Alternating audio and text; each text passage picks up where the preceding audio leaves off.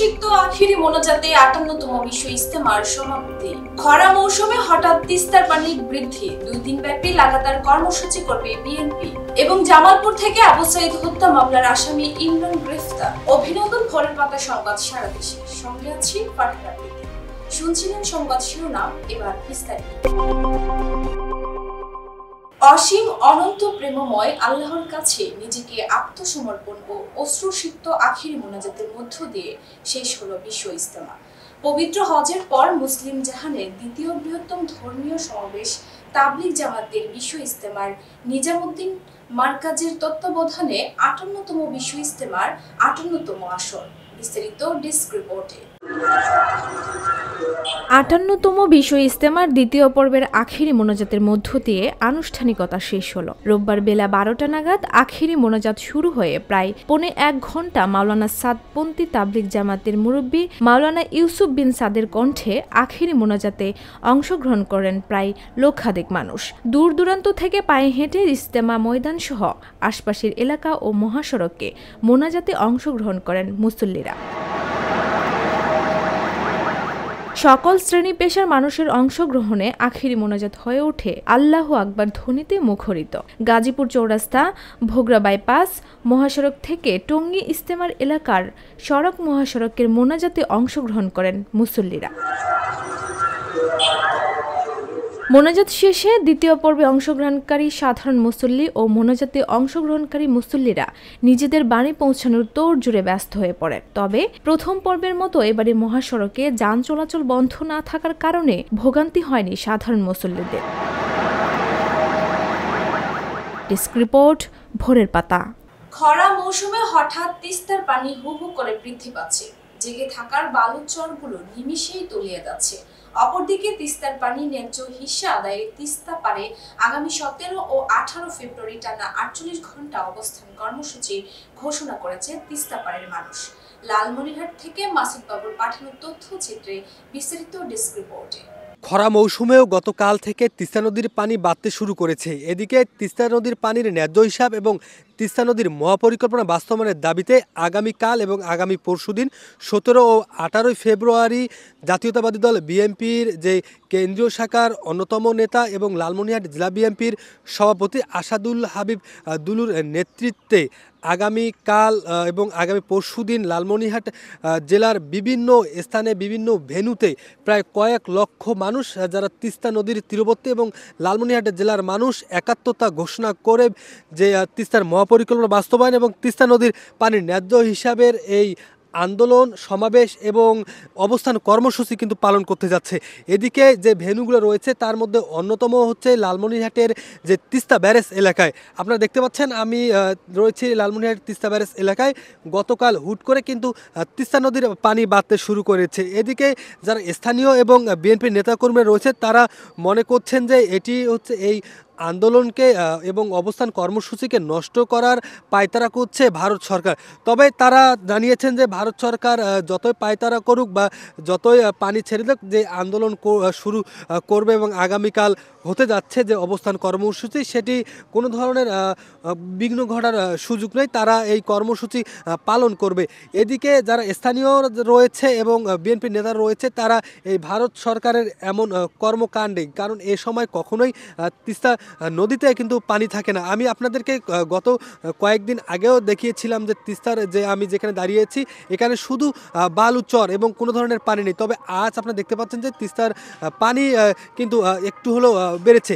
এদিকে আমরা তিস্তার যে পানি উন্নয়ন বোর্ডের কর্মকর্তা রয়েছে তাদের সঙ্গে কথা বলেছি। তিনি জানিয়েছেন যে ভারত থেকে পানি আসার কারণে কিন্তু এই পানি বাড়তে শুরু করেছে। ইতিমধ্যে 6টি জলকপাট তারা খুলে দিয়েছে। মধ্যে আন্দোলন এবং কর্মসূচিতে অংশগ্রহণ করতে লালমনিরহাট জেলার বিভিন্ন উপজেলা থেকে যে তিস্তা ব্যারেজের ভেন্যু রয়েছে সেখানে নেতা এবং বিভিন্ন কর্মীরা কিন্তু উপস্থিত হতে শুরু করেছে। ইতিমধ্যে এই আন্দোলন এবং কর্মসূচিকে বাস্তবায়ন করার লক্ষ্যে এই যে ভেন্যু রয়েছে তিস্তা ব্যারেজ এলাকায়, এই তিস্তা ব্যারেজ এলাকায় বিভিন্ন লালমনিরহাটের বিভিন্ন উপজেলা থেকে মানুষজন আসতে শুরু করেছে। আমরা একটু তাদের সঙ্গে কথা বলবো। আসলে আপনি কোন উপজেলা থেকে এসেছেন এবং হুট করে এই তিস্তার পানি বাড়তে শুরু করেছে, এটা আপনি কিভাবে দেখছেন? ভাই, আমরা তো পাটগ্রাম উপজেলা থেকে এসেছি। আমি 17-18 তারিখ আমাদের যে প্রোগ্রাম আছে, এই প্রোগ্রামটা তিস্তা বারাসা প্রোগ্রাম, কিন্তু হঠাৎ ভারত সরকার পানি ছেড়ে দিয়ে আমার প্রোগ্রামটা ভণ্ডুল করার চেষ্টা করতেছে। আমরা এর তীব্র নিন্দা এবং প্রতিবাদ জানাই। কারণ আমাদের এই প্রোগ্রামটা শুধু না, এই হঠাৎ পানি বাড়ার কারণে আমাদের মনে করেন কৃষকদের ক্ষতি হতেছে, যারা পেঁয়াজ আবাদ করেছে, নানান সমস্যা হবে। আর হঠাৎ করে এই পানি বাড়ার কারণে আমরা তীব্র নিন্দা এবং প্রতিবাদ জানাই এবং এই আশাবাদ ব্যক্ত করি যে আমাদের প্রোগ্রামটা যেন সাফল্যমণ্ডিত হয়।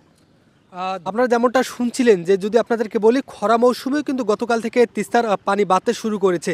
এদিকে আগামীকাল এবং আগামী পরশুদিন তিস্তার মহাপরিকল্পনা বাস্তবায়ন এবং তিস্তার যে পানির ন্যায্য হিসাব রয়েছে সেটির লক্ষ্যে অবস্থান কর্মসূচি, বিভিন্ন কর্মসূচি কিন্তু পালন করতে যাচ্ছে রংপুর বিভাগের মানুষ, উত্তর অঞ্চলের মানুষ। এদিকে আমরা পানি উন্নয়ন বোর্ডের কর্মকর্তার সঙ্গে কথা বলেছি, তিনি জানিয়েছেন যে তিস্তার যে পানি রয়েছে এটি ভারত থেকে পানি বেশি আসার কারণে তিস্তার পানি বাড়তে শুরু করেছে এবং এদিকে পানি বাড়লে শুধু আন্দোলনে বিঘ্ন ঘটবে না, যারা তিস্তা পাড়ের কৃষক রয়েছে, যারা এই চরে পেঁয়াজ, রসুন, আদা, আলু, বাদাম সহ নানা কিছু চাষাবাদ করেছেন, তাদের ফসলের ব্যাপক ক্ষতি হবে। তাই এই তিস্তা নদীর পানি বাড়ার সঙ্গে সঙ্গে যেমন আগামীকাল এবং আগামী পরশুদিন আন্দোলনের ব্যাঘাত ঘটতে পারে এবং কৃষকদের বড় ধরনের ক্ষতির সম্মুখীন হতে পারে। এই ছিল তিস্তা পাড়ে থেকে সর্বশেষ পানি বাড়ার খবরাখবর। তিস্তা নদী রক্ষা আন্দোলন কমিটির ব্যানারে আগামী 17 ও 18 ফেব্রুয়ারি তিস্তা নদী বেষ্টিত 5 জেলার 11টি পয়েন্টে 2 দিন ব্যাপী লাগাতার কর্মসূচি করবে বিএনপি। স্থানীয়রা বলছেন, তিস্তার পানি নিয়ে আমরা 17 ও 18 ফেব্রুয়ারি আন্দোলন করতে যাচ্ছি, ঠিক তখনই ভারত পানি ছাড়ছে। এটা ভারতের চাল। তিস্তা নদী রক্ষা আন্দোলনের সমন্বয়ক ও বিএনপির বিভাগীয় সাংগঠনিক সম্পাদক আসাদুল হাবিব দুলু বলেন, তিস্তার পানি বৃদ্ধির বিষয়টি শুনেছি। তিস্তার পানি বৃদ্ধি পেলেও আগামী 17 ও 18 ফেব্রুয়ারি তিস্তা পাড়ে 48 ঘন্টা অবস্থান কর্মসূচি চলবে। বাংলাদেশের মানুষ বিএনপির দিকে তাকিয়ে আছে বলে মন্তব্য করে বিএনপির ভারপ্রাপ্ত চেয়ারম্যান তারেক রহমান বলেছেন, মানুষ বিগত দিনে সব অধিকার আদায়ে বিএনপিকে পাশে পেয়েছে, তাই অধিকার আদায়ে বিএনপির দিকে তাকিয়ে আছে তারা। রবিবার নড়াইল সরকারি উচ্চ বিদ্যালয় মাঠে জেলার বিএনপি সম্মেলনের প্রধান অতিথির বক্তব্যে কথা বলেন তিনি। সম্মেলন উদ্বোধন করেন চেয়ারপারসন খালেদা জিয়ার উপদেষ্টা আমানুল্লাহ আমান। প্রধান অতিথির বক্তব্যে তারেক রহমান আরো বলেন, বিগত স্বৈরাচারী সরকার দেশের শিক্ষা, চিকিৎসা, পুলিশ, বিচার বিভাগ সহ সব প্রতিষ্ঠান ধ্বংস করেছে। বিএনপির 31 দফার মাধ্যমে রাষ্ট্র কাঠামো মেরামত করতে হবে। সামনে সময় এসেছে যেই ভোটের অধিকারের দাবিতে, মানুষের কথা বলার অধিকার, রাজনৈতিক অধিকার প্রতিষ্ঠার দাবিতে বাংলাদেশের গণতান্ত্রিকামী মানুষ এত বছর পর্যন্ত আন্দোলন সংগ্রাম করেছে, কারণ তারা তাদের অধিকার ফিরে পেতে চেয়েছিল। আজ সামনে সময় এসেছে বাংলাদেশের মানুষের অধিকার প্রতিষ্ঠিত করা, বাংলাদেশের মানুষের গণতান্ত্রিক অধিকার, রাজনৈতিক অধিকার, অর্থনৈতিক অধিকার প্রতিষ্ঠা করার সময় এবং সুযোগ এসেছে। অর্থাৎ যেই প্রক্রিয়ার, গণতান্ত্রিক প্রক্রিয়ার মাধ্যমে কারা এই দেশের নেতৃত্ব দিবে, কারা বাংলাদেশের মানুষের রাজনৈতিক অধিকারকে প্রতিষ্ঠিত করবে, কারা বাংলাদেশের সাধারণ মানুষের, প্রান্তিক মানুষের অর্থনৈতিক মুক্তি অর্জনে সহযোগিতা করবে, সেই নেতৃত্বকে বাছাই করার সময় এসেছে। এবং সেটি কি, কোন প্রক্রিয়া? গণতান্ত্রিকভাবে, অর্থাৎ ভোটের প্রক্রিয়ার মাধ্যমে, জাতীয় নির্বাচন বা ভোটের প্রক্রিয়ার মাধ্যমে বাংলাদেশের মানুষ সেই নেতৃত্বকে বাছাই করে নেবে। জামালপুরে পলাতক আওয়ামী লীগ নেতা বাবুল কমিশনারের ঠিকাদারি প্রতিষ্ঠানের সরঞ্জাম কৌশলে সরিয়ে নেওয়ার সময় গাড়ি সহ মালামাল আটকে দিয়েছে এলাকাবাসী। জানা গেছে, ফ্যাসিস্ট সরকারের সাবেক এমপি মির্জা আজমের তমা কনস্ট্রাকশন মডেল মসজিদের কাজ পেলেও তা বাস্তবায়ন করেন জেলা আওয়ামী লীগের সহসভাপতি বাবুল কমিশনার। গেল 5 তারিখ সরকার পতনের পর আওয়ামী লীগের নেতা কর্মীরা পালিয়ে গেলে বাবুল কমিশনের সরঞ্জাম সরাতে না পারায় আজ তার স্ত্রী সেই মালামাল কৌশলে সরিয়ে আনতে গেলে তা আটকে দেয় উত্তেজিত জনতা। পরে ঘটনাস্থলে জামালপুর সদর থানা পুলিশ উপস্থিত হয়ে মালামাল হেফাজতে নেয়। আওয়ামী লীগ ফ্যাসিস্টদের এসব কার্যক্রম দ্রুত বন্ধ করবে প্রশাসন, এমনটাই দাবি এলাকাবাসী। মেম্বার বা ওদের লোকজন দিয়ে চুরি করে নিয়ে গেছে, নিয়ে যাওয়ার পরে আসে গ্রামে আসে রটাইতেছে যে গ্রামের লোকজন চুরি করে নিতেছে, কিন্তু আসলে গ্রামের লোকজন চুরি করেছে না, ওরাই চুরি করে নিতেছে। ওরা 2 নম্বরে ঠিকাদারি কাজ করে এই মালগুলা ওদের কাছে খাটাইতেছে, চুরি করে নিয়ে যায়। গুদামে মাল ছিল, মাল এক গুদাম নিয়ে গেছি, নেওয়ার পর আজকে আবার বলতেছে বলে ওই মডেল মসজিদে যে খোড়াগুনি রাখছি স্টিলের, তাহলে স্টিলের পাইপটি গাড়ি ভরে নেওয়া গা। তো বাবুল কমিশনার বউ আইছে, আমি আছি, আমার নেবার আছে, গাড়ি নিয়ে আইছি, নিয়ে মাল ভরতাছি। এই টাইমে এরা বলে না সরকারি মাল বাইর করে দিব না, এই আর কি। এই এলাকার আওয়ামী লীগের জেলা আওয়ামী লীগের সহসভাপতি সোহরাব হোসেন বাবুলের নেতৃত্বে ওনার ওয়াইফে জোর করে মালামাল বের করে নিয়ে যাইতেছে। আমরা তৎক্ষণিক খবর পাওয়ার পরে আমরা আইসে দেখি যে এইভাবে মালামাল নিতেছে। তখন আমরা মালামাল আটকাই এবং গ্রামের লোকজনও থাকে। এখন যদি প্রশ্ন করেন যে এই মালগুলা কার, আমাদের ইসলামিক ফাউন্ডেশন মালামালের তালিকা আমি নিয়ে আসছি। এই তালিকার বাইরে যেগুলো আছে এগুলো ওনাদের মাল হতে পারে, এগুলো নির্মাণ সামগ্রী ছিল এখানে। বৈষম্য বিরোধী ছাত্র আন্দোলনে হামলাকারীদের গ্রেফতার ও আওয়ামী লীগের নেতাকর্মীদের প্রকাশ্যে ঘুরে বেড়ানোর প্রতিবাদে লালমনিরহাটের হাতীবান্ধায় বিক্ষোভ মিছিল করেছে বৈষম্য বিরোধী ছাত্র আন্দোলন। রবিবার দুপুরে বৈষম্য বিরোধী ছাত্র আন্দোলনে হাতীবান্ধার আয়োজনে উপজেলার মেডিকেল মোড় এলাকা থেকে একটি মিছিল বের হয়ে প্রধান সড়ক প্রদক্ষিণ শেষে উপজেলার গেট এলাকায় লালমনিরহাট বুড়িমারি মহাসড়ক অবরোধ করে। এই সময় বৈষম্য বিরোধী ছাত্র আন্দোলনের সদস্যরা বলেন, সারা দেশে অপারেশন ডেভিল হান্টে বৈষম্য বিরোধী ছাত্র আন্দোলনে হামলাকারীদের গ্রেফতার করা হচ্ছে, কিন্তু হাতীবান্ধায় আওয়ামী লীগের অনেক নেতাকর্মী প্রকাশ্যে ঘুরে বেড়াচ্ছে যারা বৈষম্য বিরোধী আন্দোলনের সময় ছাত্রদের উপর হামলা চালায়। পুলিশ এদের গ্রেফতারের কোনো পদক্ষেপ নেয়।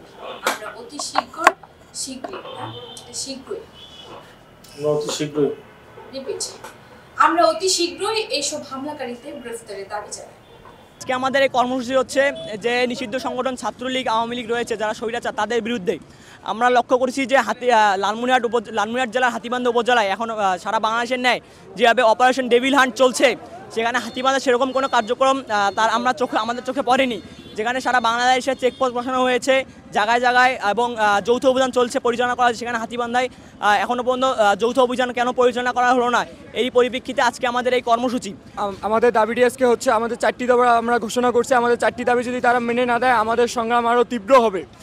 আমাদের ভাইরা কবরে থাকবে আর খুনিরা ঘুরে বেড়াবে, আমরা সেটা মেনে নেব না। আমরা এই ফেসিবাদের বিরুদ্ধে যে সকল ধরনের ব্যবস্থা গ্রহণ করা দরকার সে সকল ব্যবস্থা গ্রহণ করার জন্য দাবি জানাচ্ছি। পার্বত্য চট্টগ্রামের প্রথাগত ভূমি ব্যবস্থাপনায় পার্বত্য চুক্তির আলোকে ভূমিতে নারীর অধিকার নিশ্চিতকরণ এই প্রতিপাদ্যকে সামনে রেখে খাগড়াছড়িতে পার্বত্য চট্টগ্রাম নারী হেডম্যান কারবারি নেটওয়ার্ক সম্মেলন অনুষ্ঠিত হয়েছে। রবিবার দুপুরে খাগড়াছড়ি ক্ষুদ্র নৃগোষ্ঠী সাংস্কৃতিক ইনস্টিটিউটের অডিটোরিয়ামে সিএইচটি নারী হেডম্যান কারবারি নেটওয়ার্কের উদ্যোগে পার্বত্য চট্টগ্রাম নারী হেডম্যান কারবারি নেটওয়ার্ক সম্মেলন অনুষ্ঠিত হয়। এই সম্মেলনে সিএইচটি নারী হেডম্যান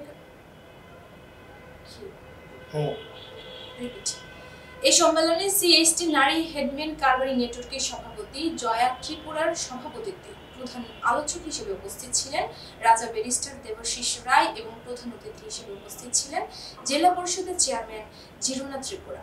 এই সম্মেলনে নারী হেডম্যান কারবারির পার্বত্য এলাকায় পৈতৃক সম্পত্তি থেকে পুরুষের পাশাপাশি নারীদেরও তাদের ভূমি অধিকার, কর্মক্ষেত্রে নারীদের অগ্রাধিকার সহ বিভিন্ন বিষয়ে দাবি জানান। এবং জেলা পরিষদের তরফ থেকেও এটা আমি ইনফ্যাক্ট যদি স্মরণে আনি 3 জেলা পরিষদের মধ্যে খাগড়াছড়ি জেলা পরিষদ সর্বাগ্রে হেডম্যানদের অফিস নির্মাণ করেছে আমাদের এই সমীরণ দেওয়ানের আমলে। তখন অথচ রাঙ্গামাটিতে হেডম্যানও ছিল, চেয়ারম্যান তাদের আমলে কম হয়েছে। যাই হোক, আমি জানি না আজকাল এখনকার আমাদের খাগড়াছড়ি জেলা পরিষদ এটা অব্যাহত রাখতে পারে, রাঙ্গামাটি আর বান্দরবানেও। তবে আরেকটা আমি মাঝে মধ্যে ভাবি, আমাদের সমাজেরও একটা দায়িত্ব আছে। আমাদের কারবারের যদি অফিস না থাকে, অ্যাডমিনের যদি অফিস না থাকে, বিচারের কক্ষ না থাকে, আমরাও কেন মালিয়া ডাকি না? তো এই জিনিসটাও আমাদের মধ্যে কেন থাকবে না? কত টাকা লাগবে অন্তত বিচারের জন্য, সাংস্কৃতিক বা সামাজিক যে অনুষ্ঠানগুলো করব সেখানে। আর এর মধ্যে যদি রাষ্ট্র যদি আসে তো ভালোই, কিন্তু রাষ্ট্র আমাদের সরকার যদি না আসে কিন্তু আমাদের ক্ষতিটা হচ্ছে নাগরিকদের, জনমানুষেরই ক্ষতি। অ্যাডমিনের যদি দপ্তর না থাকে ঠিকমতো করে তার যে দায়িত্ব কর্তব্যগুলো করতে। তেলবাহী একটি ওয়াগন লাইনচ্যুত হয়ে সিলেটের সঙ্গে সারা দেশের রেল যোগাযোগ 10 ঘন্টা বন্ধ ছিল। গতকাল শনিবার রাত 10:30টার দিকে সিলেটের দক্ষিণ সুরমার পাড়াইর চকে এই দুর্ঘটনা ঘটে। আজ রবিবার সকাল 8:30টার দিকে লাইনচ্যুত ওয়াগন সরালে ফের রেল যোগাযোগ চালু হয়। জানা গেছে চট্টগ্রাম থেকে ছেড়ে আসা রেলওয়ের তেলবাহী একটি ওয়াগন সিলেটের দক্ষিণ সুরমার পাড়ের চকে মোগলাবাজার রেলগেট এলাকায় এসে লাইনচ্যুত হয়। এতে করে সিলেটের সঙ্গে সারা দেশের রেল যোগাযোগ বন্ধ হয়ে যায়। এতে রাতভর চরম দুর্ভোগে পড়েন রেলের যাত্রীরা। বিভিন্ন গন্তব্যে থেকে কোনো ট্রেন সিলেট রেলওয়ে স্টেশনে আসতে পারেনি, কোনোটি ছেড়েও যেতে পারেনি। পরে কোলাউড়া থেকে উদ্ধারকারী ট্রেন এনে লাইনচ্যুত ওয়াগনটি সরালে সকাল 8:30 থেকে ফের রেল চলাচল শুরু হয়। রেলওয়ে কর্মকর্তারা জানান, রেল চলাচল শুরু হলেও সারাদিন শিডিউল বিপর্যয় অব্যাহত থাকতে পারে। দুর্ঘটনার পর রেললাইন ক্ষতিগ্রস্ত হওয়ায় এর মেরামত কাজ এখন চলছে। এসব তথ্য নিশ্চিত করেছেন সিলেট রেলওয়ে স্টেশনের ব্যবস্থাপক নুরুল ইসলাম। তিনি বলেন, সকাল 8:30টায় ফের রেল চলাচল শুরু হয়েছে। সাভারের আশুলিয়ায় গ্যাস লিকেজ থেকে বিস্ফোরণের ঘটনায় দগ্ধ হয়ে হাসপাতালে চিকিৎসাধীন অবস্থায় সুমন মিয়া নামে দগ্ধ আরও একজনের মৃত্যু হয়েছে। রবিবার দুপুর 12:30টার দিকে জাতীয় বার্ন ও প্লাস্টিক সার্জারি ইউনিট নিবিড় পরিচর্যা কেন্দ্রে মারা যান তিনি। বিষয়টি নিশ্চিত করে জাতীয় বার্ন ও প্লাস্টিক সার্জারি ইনস্টিটিউটের আবাসিক চিকিৎসক ডাক্তার শাওন বিন রহমান। তিনি জানান, শনিবার সাভার থেকে শিশু নারী সহ 11 জনকে দগ্ধ অবস্থায় জাতীয় বার্ন ইনস্টিটিউটে আনা হয়েছিল। সুমন মিয়া নামে আরও একজন আইসিইউতে মারা গেছেন। তার শরীরে 99% দগ্ধ হয়েছিল। এর আগে ভোরে জাতীয় বার্ন ও প্লাস্টিক সার্জারি ইনস্টিটিউটের নিবিড় পরিচর্যা কেন্দ্রে শিউলি আক্তার নামে এক নারী মারা যান। তার শরীরের 95% দগ্ধ হয়েছিল। সুমন রহমান ও শিউলি সম্পর্কে ভাইবোন। এ নিয়ে মৃতের সংখ্যা বেড়ে 2 জনে দাঁড়িয়েছে। অগ্নিদগ্ধের ঘটনায় এখনো শিউলির স্বামী, 2 সন্তান সহ 9 জন এখনো হাসপাতালে চিকিৎসাধীন। গত শুক্রবার রাত 9:30টার দিকে আশুলিয়া নরসিংহপুর গোমাইল গ্রামের আমজাদ ব্যাপারীর ভাড়া বাসায় 2য় তলায় এই বিস্ফোরণের ঘটনা ঘটে। বেগম রোকেয়া বিশ্ববিদ্যালয়ে ছাত্রলীগ নেতা এবং শহীদ আবু সাইদ হত্যা মামলার আসামি ইমরান চৌধুরী আকাশকে জামালপুরের ইসলামপুর থেকে গ্রেফতার করেছে পুলিশ। শনিবার রাতে ইসলামপুর উপজেলা হতে তাকে গ্রেফতার করা হয়। ইমরান চৌধুরী আকাশ বেরবি ছাত্রলীগের যুগ্ম সাধারণ সম্পাদক এবং শেখ রাসেল শিশু কিশোর ক্রীড়া চক্রের সভাপতি। তিনি ইসলামপুরের গঙ্গাপাড়া এলাকার শাহানশাহ চৌধুরী শাহিনের ছেলে। সংবাদ শেষ করার আগে শিরোনামগুলো আরো একবার। অশ্রুসিক্ত আখিরি মোনাজাতে 58তম বিশ্ব ইজতেমার সমাপ্তি। খরা মৌসুমে হঠাৎ তিস্তার পানি বৃদ্ধি, 2 দিন ব্যাপী লাগাতার কর্মসূচি করবে বিএনপি। এবং জামালপুর থেকে আবু সাইদ হত্যা মামলার আসামি ইমরান গ্রেফতার। এই ছিল আজকের ভোরের পাতা সংবাদ সারাতে। সর্বশেষ আপডেট পেতে চোখ রাখুন ভোরের পাতায়। ধন্যবাদ।